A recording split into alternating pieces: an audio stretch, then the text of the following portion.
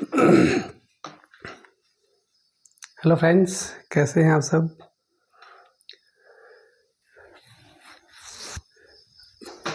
आज आज हम जो है क्लास 8 का एनसीईआरटी हिस्ट्री शुरू करने जा रहे हैं, जो बीपीएससी एग्ज़ाम के लिए काफ़ी आपका इम्पोर्टेंट होने वाला है। ठीक है, देखिए दोस्तों, बड़े बड़े चैनल में क्या होता है, कहाँ कहाँ से इतना क्वेश्चन डाल देता है कि हम लोग का दिमाग मतलब ख़राब कर देता है। ठीक है, तो यहाँ पे मैंने सिर्फ कोशिश किया है कि आपका एनसीईआरटी में जो क्लास 8 के अंदर का दिया जितना भी क्वेश्चन दिया है, मैंने एक एक लाइन को क्लास 8 का ध्यान से पढ़ा है, और जितना भी ऑब्जेक्टिव मतलब एक एक्सरसाइज अध्याय 1 से आपका बना है, जितना भी इम्पोर्टेंट है वो सारा को मैंने बोर्ड में लिख दिया है। 8 से 10 क्वेश्चन है, और जो बहुत ही इम्पोर्टेंट है। आपको अगर एनसीईआरटी आप पढ़े होंगे तो आप देखते हैं, इस क्वेश्चन को देख सकते हैं, आप एनसीईआरटी से मिला सकते हैं कि वो पूरा एनसीईआरटी का ही लिखा हुआ है।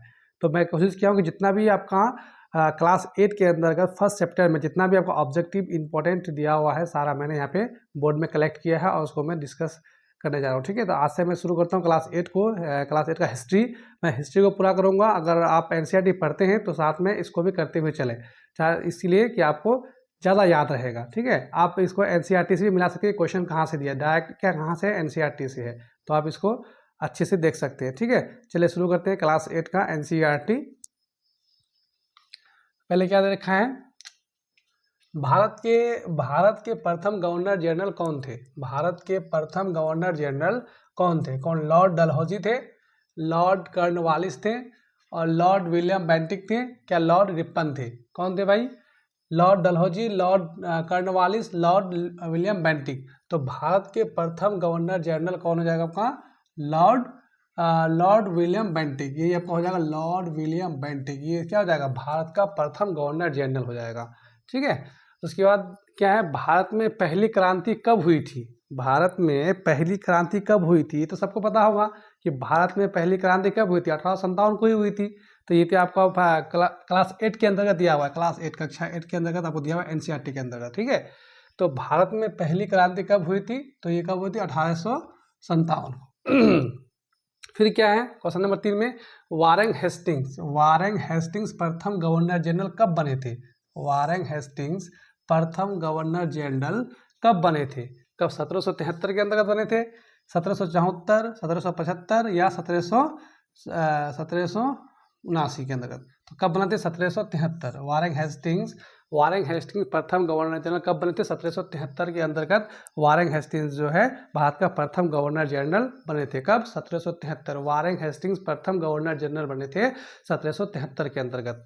ओके, चलिए फिर चलने के महत्वपूर्ण दस्तावेजों को बचाकर रखने की जगह को क्या कहते हैं?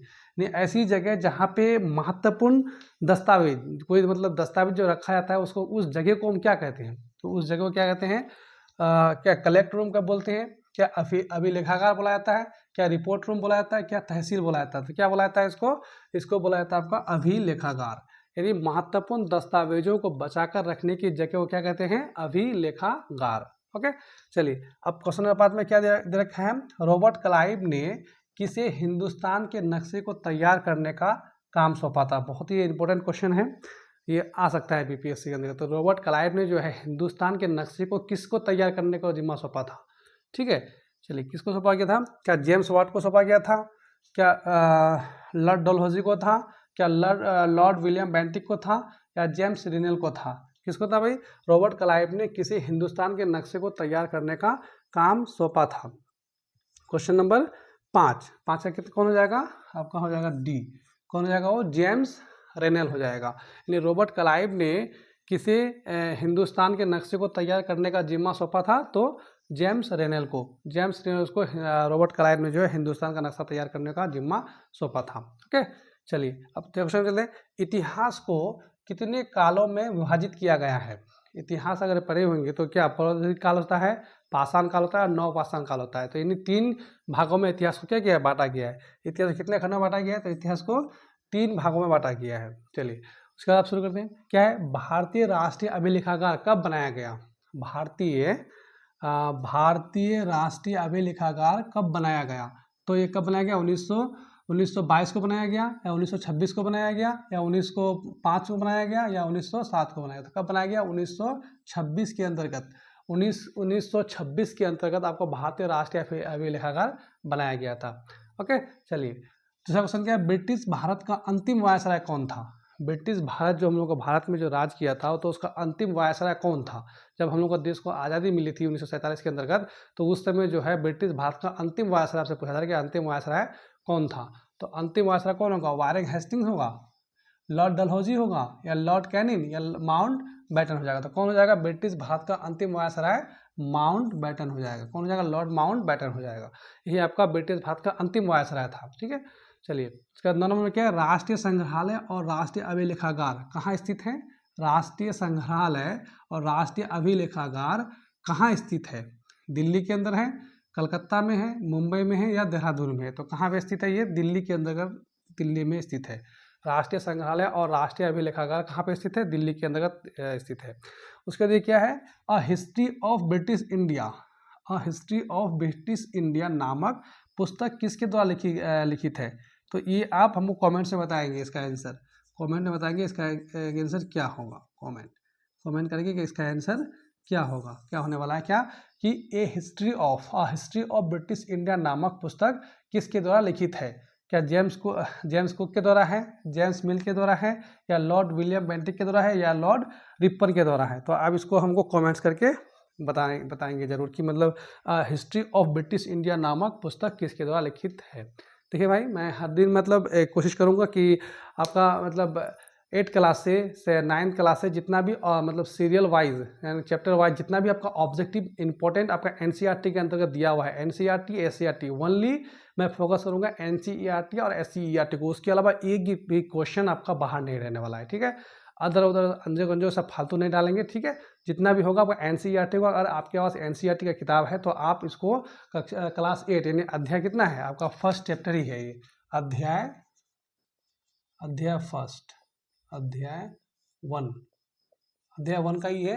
आप अध्याय 1 से क्लास 8 का एनसीईआरटी हिस्ट्री से मिला सकते हैं कि ये क्वेश्चन कहाँ से मैंने वहीं से एनसीईआरटी से पूरा कलेक्ट किया है, बहुत मेहनत से बनाए हैं। तो देखिएगा और लाइक सब्सक्राइब कर दीजिएगा चैनल को, और अपने दोस्तों के भी साथ, जितना भी दोस्त मेरे बीपीएससी टीआरई का तैयारी कर रहे हैं या फिर स्टेट का तैयारी कर रहे हैं या सीटेट का तैयारी कर रहे हैं, तो उसके लिए बहुत ही इंपॉर्टेंट है, क्योंकि एनसीईआरटी हर जगह इंपॉर्टेंट होता है। एनसीईआरटी से हर जगह क्वेश्चन पूछा जाता है। इस बार बीपीएससी में देखा गया है कि मतलब लगभग क्वेश्चन एनसीईआरटी का लाइन से ही उठा करके दे दिया जाता, चेंज भी नहीं किया है। मैंने साइंस का 1-2 क्वेश्चन देखा तो एनसीईआरटी के मतलब लाइन बाय लाइन क्वेश्चन डाल दिया गया है। ठीक है, तो मैं कोशिश करूंगा कि हर एक चैप्टर का जितना भी मोस्ट मतलब अच्छे से अच्छे ऑब्जेक्टिव बनेंगे, जितना भी इंपॉर्टेंट होगा सारा मैं मतलब कराने की कोशिश करूंगा। ठीक है, देखिए भाई डिजिटल बोर्ड नहीं है ये, यही बोर्ड है, लेकिन वो कहते हैं ना कि देखने में छोटा लगे लेकिन घाव करे गंभीर। ठीक है, तो डिजिटल बोर्ड नहीं है, लेकिन इसमें जो है आप अगर पढ़ लेंगे तो इंशाल्लाह इससे क्वेश्चन आने की संभावना बहुत ज़्यादा हो जाएगी, क्योंकि पूरा मैं दिखाता हूँ एनसीईआरटी का निचोड़ है ये।